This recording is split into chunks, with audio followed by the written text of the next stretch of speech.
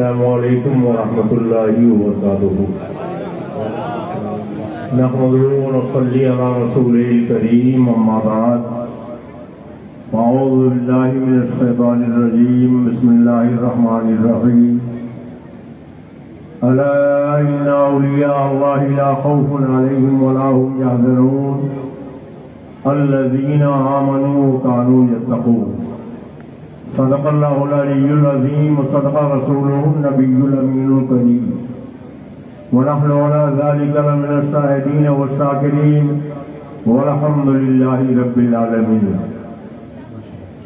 شہریار ارم تاجدار حرم نوبہار شفاعت شب اسراء کے دولہ مصطفیٰ جان رحمت جناب محمد الرسول اللہ صلی اللہ علیہ وسلم کی بارگاہ بے کسمناہ میں عقیدت و احترام سے درود و سلام کی نظریں پیش کریں. اللہم صلی علی سیدنا و نبینا مولانا محمد ماد الجود والکرم وعلی آلہ وآلہ وسلم صلاۃ و سلام علیک یا رسول اللہ.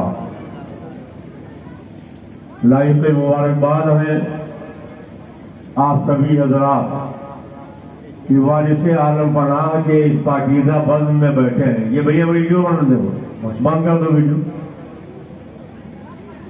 انشاءاللہ تبارک تعالی آج ملک و ملت کی عظیم المرتبہ شخصیتوں سے آپ نعت و منقبت اور تقریر سماعت کریں گے. مشائخ بھی تشریف لا رہے ہیں, ان کے چہرے پر نور کی زیارت کریں گے. تھوڑی دیر کے لیے میں آپ کے خدمت میں حاضر ہوں. تقریباً 2 سال سے میری طبیعت خراب چل رہی ہے. تقریریں میں نے بہت کم کر دی ہیں, مگر پھر بھی کچھ اہم اور ضروری باتیں آپ کے سامنے رکھنا چاہتا ہوں. دعا فرمائیے اللہ تعالی حق بولنے, حق سننے, حق پر عمل کرنے کی توفیق عطا فرمائے. آج بڑی شدت کے ساتھ کمی محسوس کی جا رہی ہے. صوفی باصفا حضرت حافظ و قاری عبدالقیوم صاحب وارثی علیہ الرحمہ کی, جنہوں نے یہ مدرسہ, یہ مسجد آپ کے تعاون سے قائم کیا. ابر رحمت ان کے مرکز پر گوہر باری کرے, ابر رحمت ان کے مرکز پر گوہر باری کرے, حسن تک شان کریمی ناز برداری کرے. ہمیشہ کے لیے رہنا نہیں اس دار فانی میں, کچھ اچھے کام کر لو 4 دن کی زندگانی میں. اللہ کے پیارے رسول نے ارشاد فرمایا کہ آدمی مر جاتا ہے, اس کے اعمال منقطع ہو جاتے ہیں. وہ نہ کوئی اچھا کام کر سکتا ہے نہ برا کام کر سکتا ہے, مگر کچھ کام ایسے ہیں کہ موت کے بعد بھی اس کا ثواب اسے ملتا رہتا ہے. وہ کیا ہے؟ تو آقا کریم فرماتے ہیں صدقہ جاریہ, اولاد صالح, علم نافع. آپ نے کنواں کھدوا دیا, باغ لگوا دیا, سڑک آپ نے بنا دی, مسجد آپ نے بنا دی, مدرسہ آپ نے بنا دیا, تو آپ کی بنوائی ہوئی مسجد میں جب تک لوگ نماز پڑھتے رہیں گے, آپ کے بنائے ہوئے مدرسے میں جب تک بچے علم سیکھتے رہیں گے, آپ کے لگائے ہوئے پیڑ سے لوگ پھل کھاتے رہیں گے, آپ کی بنائی ہوئی سڑک سے لوگ گزرتے رہیں گے, تو بنانے والے کو اس کا ثواب ملتا رہے گا. اگر آپ اس دنیا سے گئے اولاد صالح چھوڑ کر گئے, تو آپ کی اولاد جو بھی نیک کام کرے, وہ چاہے بخشے یا نہ بخشے, اس کے نیک کاموں کا ثواب بھی اس کے والد کو ملتا رہے گا. حضرت حافظ و قاری عبدالقیوم صاحب وارثی خود تو حافظ و قاری تھے ہی, انہوں نے الحمدللہ اپنی بچی کو بھی دارالعلوم مخدومیہ کے شعبے کلیت البنات گلشن فاطمہ میں داخلہ دلایا اور وہاں عالمہ بنایا. سبحان اللہ, سبحان اللہ. رشتہ جو انہوں نے طے کیا وہ بھی عالم دین کے ساتھ طے کیا. آقا دعارن فرماتے ہیں لوگ رشتہ کرتے ہوئے مال دیکھتے ہیں, اولاد دیکھ جائیداد حسن دیکھتے ہیں، خاندان دیکھتے ہیں، مگر آقا فرماتے ہیں کہ خاندان بعد میں دیکھنا، مال بعد میں دیکھنا، اولاد بعد میں دیکھنا، پہلے تم رشتہ قائم کرتے ہوئے دین دیکھ لینا۔ جس کے ساتھ تم رشتہ لگا رہے ہو وہ دیندار ہے کہ نہیں ہے۔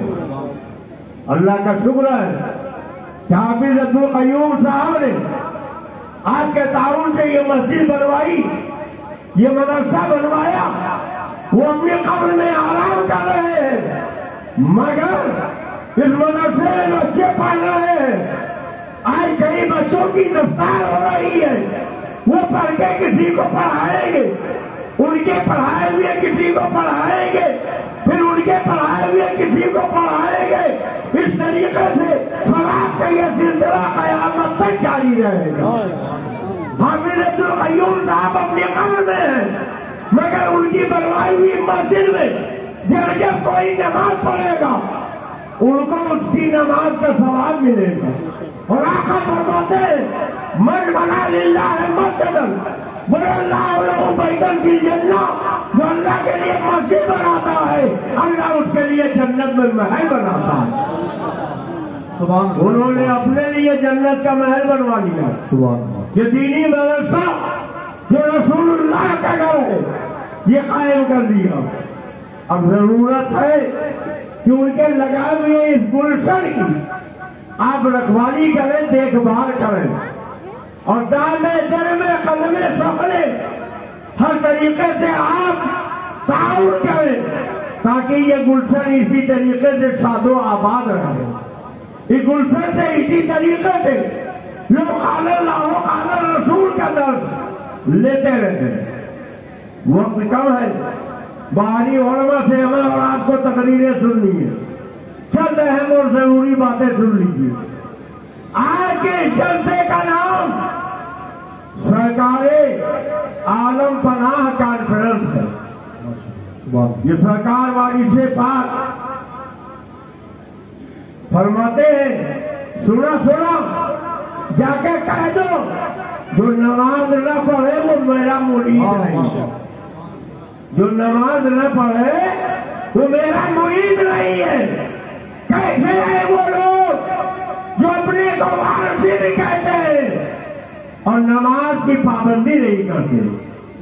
ولی ہوتا کون ہے؟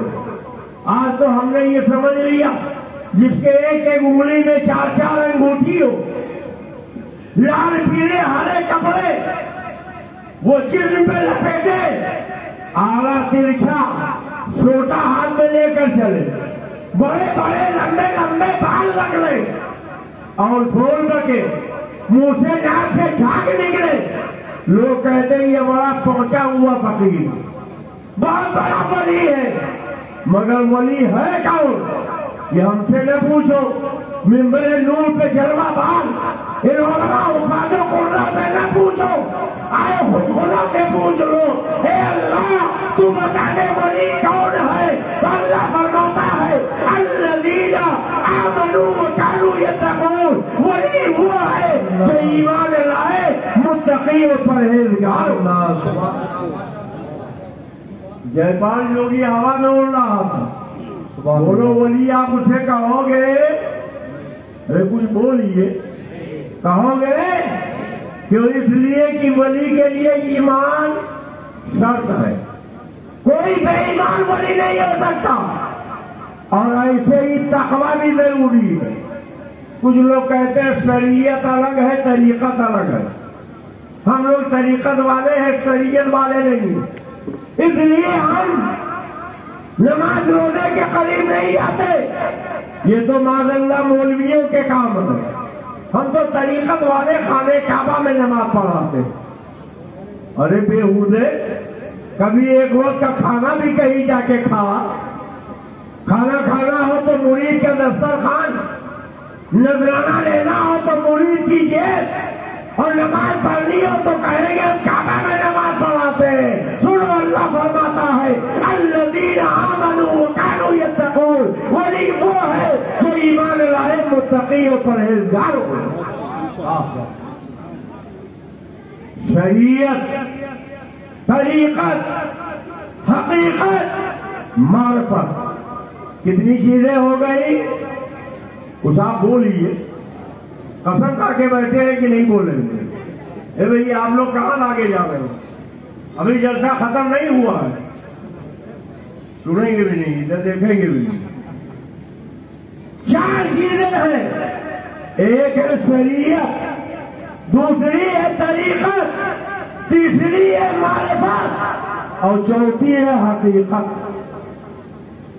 تقریب فہم کے لیے میں آپ کو بتاؤں، آپ نے کبھی گنا دیکھا ہے؟ ارے گاؤں میں کھیت میں جدھر جائیے آپ کو گنا نظر آ جائے گا۔ گنے میں ایک چھلکا ہوتا ہے، چھلکے کے اندر گودا ہوتا ہے۔ بھئی اے چائے والے، اے چائے والے، اے چائے والے، رک جاؤ بھائی۔ گنے میں ایک چھلکا ہوتا ہے، چھلکے کے اندر گودا ہوتا ہے، گودے کے اندر رس ہوتا ہے، اور رس کے اندر مٹھاس ہوتی ہے۔ تقریب فہم کے لیے سمجھو، شریعت گنے کے چھلکے کا نام ہے، طریقت گنے کے گودے کا نام ہے، حقیقت گنے کے رس کا نام ہے، اور معرفت گنے کے مٹھاس کا نام ہے۔ اب اگر کوئی کھیت میں جا کے گنے کا چھلکا چھیل دے تو بولو گودا باقی رہے گا؟ اور جب گودا نہیں رہے گا تو کیا رس ملے گا؟ اور جب رس نہیں رہے گا تو کیا مٹھاس ملے گی؟ اور آسان کر دوں، دیسی گھی آپ نے کبھی کھایا ہے؟ دیہات والوں کو تو مل جاتا ہے، شہر والوں کو وہی بنا پتی ڈالنا ملتا ہے۔ گھی کیسے بنتا؟ مکھن سے بنتا ہے۔ مکھن کیسے بنتا ہے؟ دہی سے بنتا ہے۔ دہی کس سے بنتا ہے؟ دودھ سے بنتا ہے۔ اب آپ تقریب فہم کے لیے سمجھو، شریعت دودھ ہے، طریقت دہی ہے، حقیقت مکھن ہے، اور معرفت گھی ہے۔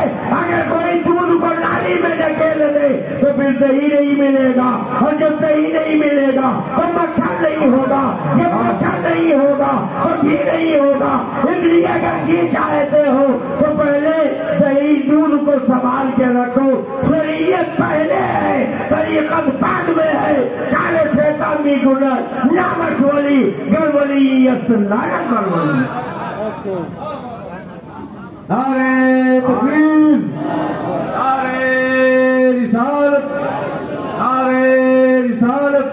سرکار عالم پناہ کانفرنس کچھ اور ہی سوچ کے میں آیا تھا، مگر عزیز و قاری اسلم رضا مشاہدی نے ایک قطعہ پڑھ دیا، اور ہمارے نقیب اجلاس میں حضرت محبوب الہی کا نام لے لیا، تو میرا جی چاہتا ہے اسی بارگاہ میں کچھ خراج عقیدت پیش کر دیا۔ تیار ہے سننے کے لیے؟ حضرت محبوب الہی نظام الدین اولیاء جب بیٹھتے ہمیشہ نعت رسول گنگنایا کرتے۔ آپ کے ایک شاگرد مرید اور خلیفہ ہے جنہیں دنیا حضرت امیر خسرو کے نام سے یاد کرتی ہے، بہت اچھے شاعر، انہیں طوطی شکر مخال کہا جاتا ہے۔ حضرت امیر خسرو بہت اچھے شاعر، انہیں تعجب ہوا کہ جب میں اتنا اچھا شاعر ہوں، پورے بھارت میں لوگ ہمارے شعر سنتے ہیں، تو ہمارے پیر و مرشد ہماری لکھی ہوئی نعت کیوں نہیں پڑھتے؟ یہ شیخ سعدی کا لکھا ہوا کلام کیوں پڑھتے؟ بلبل شیراز کا کلام کیوں پڑھتے؟ ایک دن پوچھ ہی لیا کہ پیر و مرشد آپ نعت پڑھتے ہو تو میں بھی نعت لکھتا ہوں، اجازت دیجیے سنا دو۔ فرمایا سناؤ۔ یہ جانتے ہو امیر خسرو کون ہے؟ حضرت محبوب الہی فرماتے ہیں کہ اگر شریعت نے منع نہ کیا ہوتا تو میں وصیت کر جاتا کہ میرے انتقال کے بعد خسرو کو میری قبر میں میرے پہلو میں لٹا دیا جائے۔ 7 بادشاہوں کے دربار میں انہوں نے حاضریاں دی ہیں۔ امیر خسرو حضرت محبوب الہی کے بڑے چہیتے مرید، خلیفہ اور شاگرد ہیں۔ حضرت محبوب الہی نے فرمایا سناؤ. کھڑے ہو گئے, نعت پاک سنائی, کہا بہت اچھا ماشاءاللہ. اور جیسے ہی وہ چپ ہوئے پھر وہ پڑھنے لگے بلغ العلا بکمالی کسبت دجا بجمالی حسنت جمیع خصالی صلو علیہ وآلہ. حضرت امیر خسرو اور اچھی نعت لکھ کے لائے. نعتیں سب اچھی ہوتی مگر اس سے اچھی لکھ کے لائے. کہا حضور ایک نیا کلام سن لیں. فرمایا سناؤ. پھر انہوں نے سنایا, کہا واہ واہ بہت اچھا. اور پھر جیسے ہی چپ ہوئے پھر وہی پڑھنے لگے. امیر خسرو سے برداشت نہ ہوا. انہوں نے کہا پیرو مرشد جب میرا کلام اچھا ہے تو آپ میرا کلام کیوں نہیں پڑھتے؟ بلبل شیراز کا کلام کیوں پڑھتے ہیں؟ شیخ سعدی کا کلام کیوں پڑھتے ہیں؟ فرمایا جاننا چاہتے ہو؟ ہاں سرکار جاننا چاہتا ہوں. کہا جب سارے لوگ محفل سے چلے جائیں تب میری محفل میں آنا, تب میں تمہیں بتا دوں گا. رات میں سارے لوگ چلے گئے, امیر خسرو آئے. محبوب الہی نے پوچھا کیسے آئے ہو؟ کہا آپ ہی نے تو بلایا تھا, آپ بتائیے آپ میرا کلام کیوں نہیں پڑھتے؟ فرمایا جاننا چاہتے ہو؟ ہاں جاننا چاہتا ہو. فرمایا آنکھیں بند کرو, الٹی چال چلتے ہیں دیوان گانے عشق, آنکھوں کو بند کرتے ہیں دیدار کے لیے. آنکھیں بند کر لی, سر پہ ہاتھ رکھا, فرمایا آنکھیں کھول دو. اب جب امیر خسرو نے آنکھ کھولی تو دیکھا نہ تو دہلی ہے نہ محبوب الہی کی چوکھٹ ہے, بلکہ مدینے والے آقا کے دربار میں کھڑے ہوئے ہیں اور کسی کا انتظار ہو رہا. صحابہ بھی موجود, اہل بیت اطہار بھی موجود, انتظار ہو رہا ہے. اتنے میں دیکھا حضرت امیر خسرو آ گئے. حضرت بلبل شیراز شیخ سعدی آ گئے. اور جب شیخ سعدی آئے تو سرکار نے فرمایا سعدی کیا مجھ کو میرا کلام نہیں سناؤ گے؟ آقا اگر آپ کو نہ سنائیں گے تو کس کو سنائیں گے؟ کہا کھڑے ہو جاؤ پڑھو. کھڑے ہو گئے, پڑھا بلغ العلا بکمالہ, بلندیوں کو پہنچے اپنے کمال کے ذریعے. کشفت دجا بجمالہ, تاریکیوں کو چھاڑ دیا اپنے جمال کے ذریعے. حسنت جمیع خصالہ, اچھی ہے ان کی خصلتیں. اب اسی شعر کو دہرانے لگے. حسنت جمیع خصالہ, حسنت جمیع خصالہ, حسنت جمیع خصالہ, حسنت جمیع خصالہ, حسنت جمیع خصالہ, حسنت جمیع خصالہ. اللہ کے پیغمبر نے فرمایا سعدی یہی 3 شعر کیوں پڑھ رہے ہو؟ 14 شعر تو پڑھو تاکہ رباعی مکمل ہو جائے. تو حضرت سعدی رونے لگے, یا رسول اللہ 14 شعر نہیں ہو پایا, یہ 3 ہی شعر ہو پائے ہیں. تو آقا کائنات نے فرمایا سعدی اگر 14 شعر نہیں ہو پایا ہے تو لکھ دو صلو علیہ وآلہ. رباعی مکمل ہو گئی. حضرت محبوب الہی نے سبحان اللہ سبحان ابراہیم مغل بادشاہ آپ سے ملنے کے لیے پہنچا تو دیکھا دروازے پر پہرہ دار کھڑے. کہا پیر و مرشد کا حکم ہے, غریب محتاج حاجت مند آ سکتے ہیں, کسی راجہ مہاراجہ نواب یا بادشاہ کو آنے کی اجازت نہیں, واپس جائیے. اس نے کہا نہیں جانے دو گے؟ کہا بالکل نہیں جانے دیں گے. حضرت محبوب الہی نے اپنے خانقاہ میں 2 دروازے بنا رکھے ہیں. فرمایا اگر کوئی زبردستی آنا چاہے تو ہم کو آ کے بتانا, ایک دروازے سے آئے گا, میں دوسرے دروازے سے نکل کے چلا جاؤں گا. تو اسے شرارت سوچی, اس نے قلم لیا, ایک کاغذ لیا, اور انہوں نے کہا کہ بادشاہوں کے دربار میں بھی پہرے دار ہوتے ہیں, اور آپ تو اللہ کے ولی ہو, آپ کے ہاں بھی پہرے دار موجود ہیں, پھر ایک ولی اور بادشاہ میں فرق کیا ہے؟ تو حضرت محبوب الہی نے اسی پرچے کو پلٹ کے جواب لکھا, بادشاہوں کے یہاں غریبوں کو آنے سے روکنے کے لیے پہرے دار ہوتے ہیں, ہمارے یہاں امیروں کو آنے سے روکنے کے لیے پہرے دار لگائے جاتے ہیں, اس لیے تم جیسے لوگوں کو یہاں آنے کی اجازت نہیں. بادشاہ نے کہا اچھا ٹھیک ہے, اگر نہیں آنے دیتے تو کم سے کم اپنا باورچی خانہ استقبل دیکھنے دے دو، کہاں اس کی اجازت ہے چلے جاؤ۔ بادشاہ پہنچا تو دیکھا ایک سے ایک اعلیٰ قسم کے گھوڑے وہاں پر تھے، مگر گھوڑے کے پیروں میں سونے کی زنجیر ہے جو ایک کھوٹے سے بندھی ہے۔ پھر بادشاہ کو شرارت سوجی، اس نے ایک پرچے میں لکھا کہ بادشاہوں کے ہاں بھی سونا رہتا ہے، آپ کے ہاں بھی سونا ہے، پھر آپ میں بادشاہ میں فرق کیا ہے؟ محبوب الہی نے فرمایا بادشاہ کے ہاں جو سونا ہوتا ہے وہ تجوریوں میں سنبھال کے رکھا جاتا ہے، اور ہمارے یہاں جو سونا ہے وہ گھوڑے کے پیروں میں ڈال کے رکھا جاتا ہے۔ ایک دن حضرت محبوب الہی نے حضرت امیر خسرو سے کہا کہ خسرو جمعرات کے دن پانی پت میں بو علی شاہ قلندر کے ہاں ایک محفل جمتی ہے، چلے جاؤ اور اس محفل میں بیٹھ کے کچھ فیض حاصل کرو۔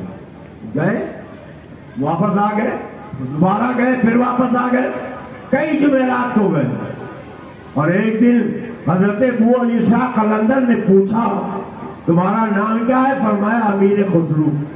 کہاں سے آئے ہو؟ دلی سے آیا ہوں۔ کس کے مرید ہو؟ محبوب الہی کا مرید ہوں۔ جب تم اتنے کمال والے ہو تو پیر تو اور کمال والا ہوگا۔ مگر 12 سال بیت گئے، میں دربار نبی میں حاضری دیتا ہوں، کبھی میں نے تمہارے پیر کو وہاں نہیں دیکھا۔ امیر خسرو کی آنکھ میں آنسو آ گئے، کھانا پینا انہیں اچھا نہیں لگ رہا، وہاں سے روتے ہوئے دہلی چل پڑے۔ حضرت محبوب الہی کے دربار میں پہنچے تو محبوب الہی نے پوچھا خسرو کیوں رو رہے ہو؟ کہا سرکار آپ نے مجھے بو علی شاہ قلندر پانی پتی کے یہاں بھیجا تھا، انہوں نے بتایا کہ میں 12 سال سے دربار نبی میں جاتا ہوں، میں نے تمہارے پیر کو وہاں کبھی نہیں دیکھا ہے، اسی غم میں آنسو بہ رہے ہیں۔ فرمایا خسرو تمہیں کہنا چاہیے مجھے وہاں دربار میں لے چلو، میں آقا کریم کے دربار میں اپنے پیر کو دکھا دوں گا۔ کیا حضور اگر نہ دکھا پاتا تو کیا یہی کیا کم تھا، اسی بہانے دربار رسول میں تو پہنچ جاتے، دربار نبی میں پہنچ جاتے۔ خسرو کہنے لگے بہت اچھا، اب کی میں جاؤں گا۔ گئے اور کہا کہ حضور آپ نے کہا تھا کہ تمہارے پیر کو دربار نبی میں نہیں دیکھا، تو اب آپ مجھے لے چلے، میں وہاں اپنے پیر کو دکھا دوں گا۔ کہا اچھا، آنکھ بند کرو۔ آنکھ بند کی، سر پہ ہاتھ رکھا، کہا آنکھیں کھول دو۔ دیکھا دربار لگا ہوا، سارے اولیاء اقطاب و ابدال موجود ہیں، آگے پیچھے دائیں بائیں دیکھا، کہیں محبوب الہی نظر نہ آئے، رونے لگے۔ اللہ کے پیغمبر تشریف لائے، فرمایا کیوں رو رہے ہو؟ کہا پیرو مرشد نظر نہیں آئے۔ کہا اوپر ایک دربار اور ہے وہاں دیکھ لو۔ وہاں گئے، وہاں بھی نظر نہ آئے۔ کہا اور اوپر ایک دربار ہے وہاں چلے جاؤ۔ 7ویں دربار تک پہنچے، وہاں بھی نظر نہ آئے، اب رونے لگے۔ تو اللہ کے نبی نے فرمایا کیوں رو رہے ہو؟ کہا آقا 7 ہی دربار آپ کے ہاں ہے، 7 دربار میں نے دیکھ ڈالے ہیں، کہیں پیرو مرشد نظر نہ آئے، اس لیے رو رہا ہوں۔ فرمایا اے خسرو میرے پیچھے دیکھو، اور جب پیچھے دیکھا تو ایک نقاب پوش موجود تھے۔ فرمایا ذرا نقاب ہٹا کے دیکھو۔ جب نقاب ہٹایا تو دیکھا وہ کوئی اور نہیں، حضرت محبوب الہی نظام الدین اولیاء۔ سبحان اللہ سبحان اللہ۔ فرمایا محبوب الہی نے خسرو کہہ دو بو علی شاہ قلندر سے کہ جو دروازے پر ہے اسے کیا پتا کہ دالان میں کون ہے، اور جو دالان میں اسے کیا پتا حجرے خاص میں کون ہے، اور جو حجرے خاص میں اسے کیا پتا نہان خانے خاص میں کون ہے۔ ارے ان کی بہو نبی کے شوکر تک ہے، میں حجرے خاص میں رہا کرتا ہوں۔ سبحان اللہ۔ جب وہاں سے امیر خسرو لوٹے تو مستی کے ساتھ پڑھ رہے تھے نبی دانم کہ آخر شو نبی دیدار میں رقصم، نبی دانم کہ آخر شو نبی دیدار میں رقصم، مگر ناظم بئی ذوقے کی پیشے یار میں رقصم۔ سبحان اللہ سبحان اللہ۔ یہ میرے خسرو ہے۔ اللہ اکبر۔ ایک سید صاحب آئے، حضرت محبوب الہی سے کہا لڑکی سیانی ہو گئی، شادی کرنا ہے، کچھ دے دیجیے۔ انہوں نے کہا پھیرو پتہ لگاتے ہیں. خادم کو بلایا, پوچھا آج کچھ نظر آئی؟ کہا نہیں آئی. کہا ٹھہریے, جب آئے گی تب دے دیں گے. کہا ہمارے پاس ٹھہرنے کا وقت نہیں ہے, دینا ہو دے دیجیے ورنہ میں جا رہا ہوں. تو حضرت محبوب الہی نے آگے پیچھے دائیں بائیں دیکھا اور پھٹی ہوئی جوتیاں وہاں پڑی تھی. ان جوتیوں کو اٹھایا, فرمایا یہی جوتیاں آپ لے جائیے. انہوں نے لے تو لیا مگر سوچنے لگے یہ پھٹی ہوئی جوتیاں جو پہننے کے لائق نہیں اور جو کوئی خریدے گا بھی نہیں, اب دے دیا ہے تو لے کے چلے یا چل پڑے. اب وہ لے کر چلے. سید صاحب اس جوتیوں کو, ایک سرائے آئی راستے میں, وہاں ٹھہر گئے. اور جب سرائے میں ٹھہرے تو ادھر امیر خسرو غیاث الدین برمن کے ساتھ کسی جنگ میں گئے تھے, وہاں سے لوٹے. اسی سیار کے اس سرائے کے قریب انہوں نے بھی قیام کیا. اور رات میں جب 12 بجا تو ایک بیگ اٹھ کے بیٹھ گئے اور بیٹھ کے امیر خسرو نے کہا مجھے پیر میں آیا, مجھے پیر میں آیا, مجھے پیر میں آیا. پیر کی خوشبو آ رہی ہے, پیر کی خوشبو آ رہی ہے, پیر کی خوشبو آ رہی ہے. لوگوں نے کہا پیر و مرشد تو دہلی میں ہے, سینکڑوں میل کی دوری پر ہے, یہاں کہاں سے خوشبو آ گئی؟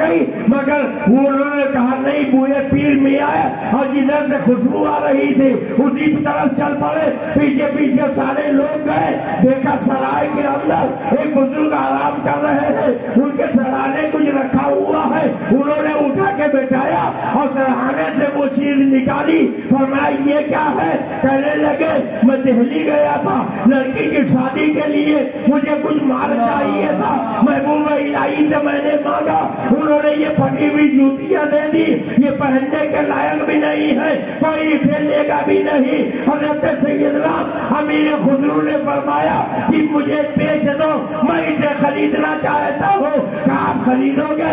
ہاں خریدیں گے. کتنی قیمت ہے؟ تو امیر خسرو نے کہا اس جنگ میں بادشاہ نے مجھے 7,000 درہم دیے, اور اگر چاہو تو 7,000 درہم میں یہ جوتیاں مجھے دے دو. 7,000 درہم میرے پاس دہلی میں موجود ہے, چلو وہ بھی دے دوں گا. سید صاحب نے 7,000 درہم دے کے وہ جوتیاں خرید لی.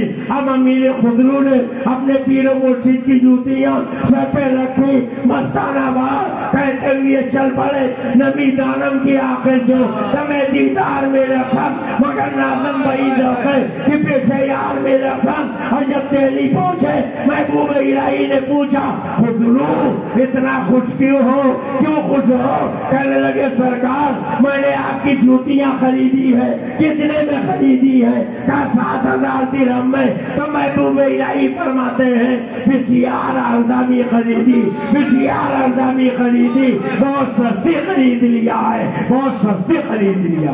نعرہ تکبیر, نعرہ رسالت, سرکار عالم پناہ کانفرنس حضرت اعلیٰ حضرت.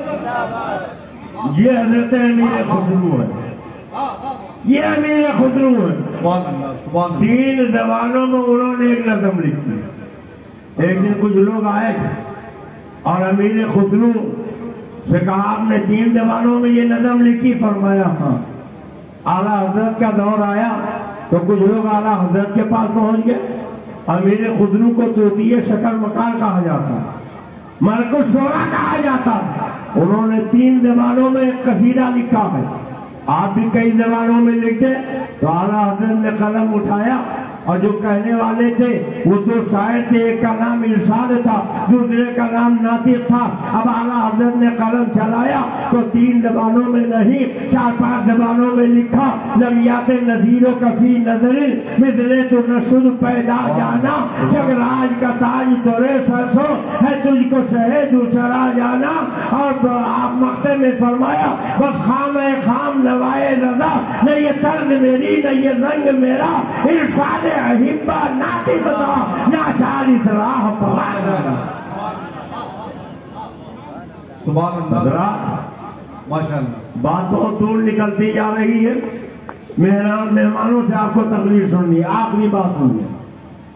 حضرت خواجہ غریب نواز کے پہلے خلیفہ اور مرید حضرت سیدنا قطب الدین بختیار کاکی. دہلی کا بادشاہ التمش ان کا مرید. جب آپ کا انتقال ہو گیا تو آپ نے ایک لفافہ دیا حضرت شمس الدین التمش کو، حضرت بابا فرید الدین گنج شکر کو دیا. کہا میرا جنازہ تیار کر لینا اور اس پرچے کو چاک کر کے دیکھنا، اس میں جو لکھا اس پہ عمل کرنا.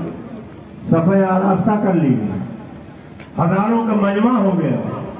حضرت بابا صاحب نے لفافہ چاک کیا تو حضرت قطب الدین بختیار کاکی نے لکھا تھا میری نماز جنازہ وہ شخص پڑھائے جس کی نماز عصر کی سنتیں کبھی قضا نہ ہوئی ہو، اور میری نماز جنازہ وہ شخص پڑھائے جس نے کبھی پرائی عورت کو نہ دیکھا ہو. اب بار بار اعلان ہو رہا ہے محفل سے کوئی نہیں نکلتا ہے. دلی کا بادشاہ شمس الدین التمش آگے بڑھا، پیر کے چہرے سے کفن ہٹایا، پیشانی کا بوسہ لیا، کہا پیرو مرشد آپ تو دنیا سے چلے گئے، مجھے سب کے سامنے آپ بے نقاب کر کے چلے گئے. اور پھر اس کے بعد مصلے پر گئے اور انہوں نے کہا الحمدللہ میں اگرچہ دلی کا بادشاہ ہوں مگر میری کبھی عصر کی سنتیں قضا نہیں ہوئی ہے، کبھی میں نے تہجد کی نماز قضا نہیں کی ہے، کبھی کسی پرائی عورت کو میں نے نہیں دیکھا ہے. اب آپ اندازہ لگائے حضرت سیدنا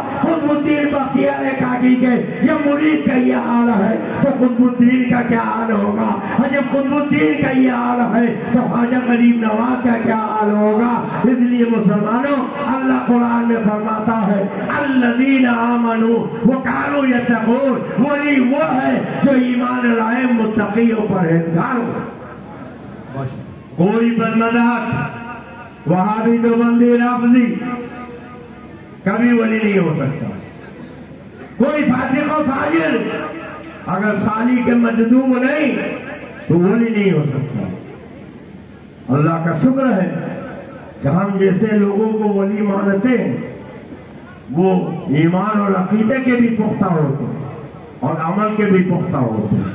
سرکار وارث پاک عالم پناہ نماز پنجگانہ کی پابندی فرماتے اور صاف اعلان کر دیا جو نماز نہ پڑھے وہ میرا مرید نہیں ہے. اے سرکار وارث پاک کے اس پاکیزہ بند میں آنے والوں یہاں سے پیغام لے کے جاؤ. بہت نازک دور آ گیا، نہ سب لوگ تو مٹ جاؤ گے ہندی مسلمانوں، تمہاری داستان تک بھی نہ ہوگی. داستانوں میں قرآن میں اللہ فرماتا ففروا الی اللہ، دوڑو اللہ کی طرف. اللہ قرآن میں فرماتا ہے ولا تہنوا ولا تحزنوا وانتم الاعلون ان کنتم مؤمنین، سستی نہ کرو